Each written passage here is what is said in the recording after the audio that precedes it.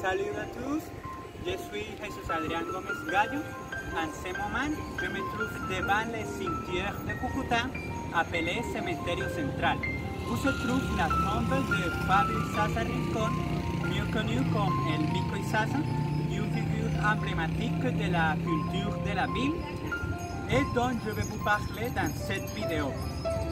Bon, je voulais la visiter et enregistrer dans la tombe, mais en raison des protocoles de biosécurité à cause de la COVID-19, cela ne sera pas possible car l'entrée au cimetière est interdite pour tous. Donc, je vais vous raconter son histoire intéressante et singulière et je montrerai des images. Alors, je vais commencer.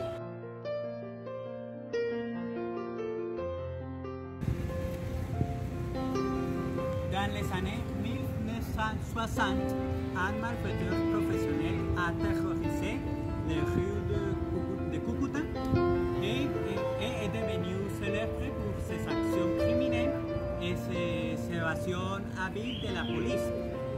La tradition orale lui attribue des secrets de charité et de miracles après sa mort. Ce personnage a généré beaucoup de ferveur et de fanatisme dans la ville. Même chaque jour, une trentaine de personnes lui rendent culte, adoration et hommage sur sa tombe. Mais il est un peu difficile d'expliquer exactement pourquoi, car il n'a pas été un très bon exemple à suivre pour le peuple de Cúcuta. Izaza n'était pas un saint, un martyr pour des causes justes, ni un leader idéologique. Au contraire, il était un hors-la-loi et un bandit qui a toujours été persécuté par les autorités. Et la seule chose que cet homme a fait dans sa vie était de commettre des crimes. Il n'a connu pas un autre mode de vie plus productif que le crime. Izaza est né à Girardota, Antioquia, et depuis l'âge de 13 ans, il a commencé sa vie criminelle. En 1962, il est arrivé à Cúcuta où il a trouvé la base d'opération de ses rêves, car à cette époque-là, la zone frontalière jouissait d'un âge d'or qui l'a rendu célèbre pour son commerce binational et obtenant le titre de la frontière la plus active d'Amérique latine. Alors, Izaza en a profité pour étendre son réseau criminel à l'État Táchira, au Venezuela et à d'autres populations frontalières. Une fois, allant à Maracaibo, il a été capturé et a été dans une prison vénézuélienne, mais il a réussi à s'échapper facilement et est retourné à Cúcuta.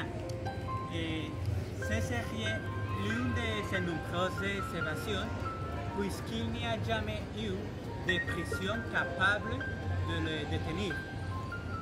Cette habilité de sauter par-dessus les murs, de courir sur les toits, de grimper aux arbres, de fuir les autorités habilement, lui a donné le surnom qui le rendrait non seulement célèbre mais immortel, El Mico Izaza.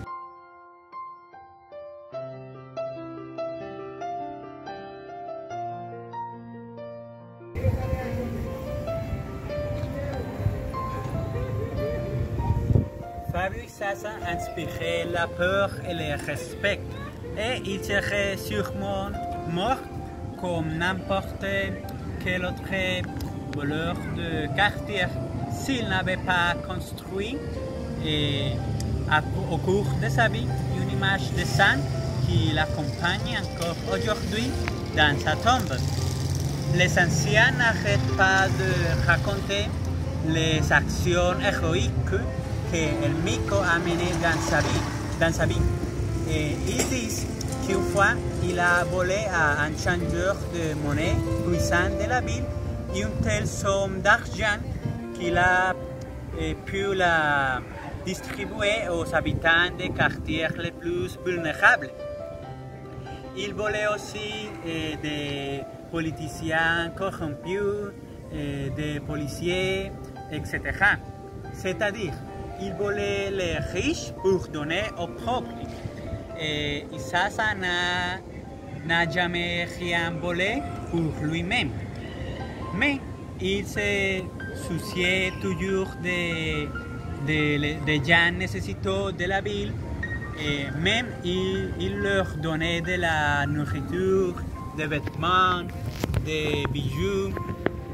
Et comme un signe de loyauté et de gratitude, tous ces gens qui recevaient de son argent les laissaient et se cachaient chez eux quand il était recherché par la police.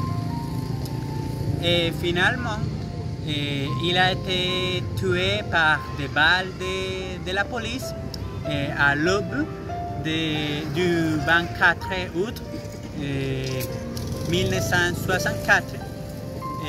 Ce matin-là, sa vie s'est terminée et sa légende est née. Le lieu de son éternel repos est assez visité tous les jours, car les gens disent qu'après sa mort, il a commencé à faire des miracles. Ils disent que quand ils ont des problèmes économiques, amoureux, de santé, etc., ils viennent les prier pour lui demander de l'aide. Et après quelques jours, il répond à leurs demandes.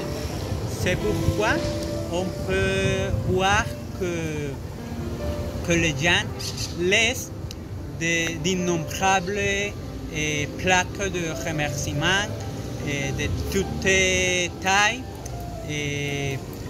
papier de calligraphie de toutes couleurs, fleurs de toutes sortes, décorant les murs du fond et la tombe entière. Ici, El Mico Isaza est vénéré comme un saint, même comme une divinité. Et bon, c'est tout pour aujourd'hui. J'espère que vous avez aimé cette légende. Au revoir et à bientôt.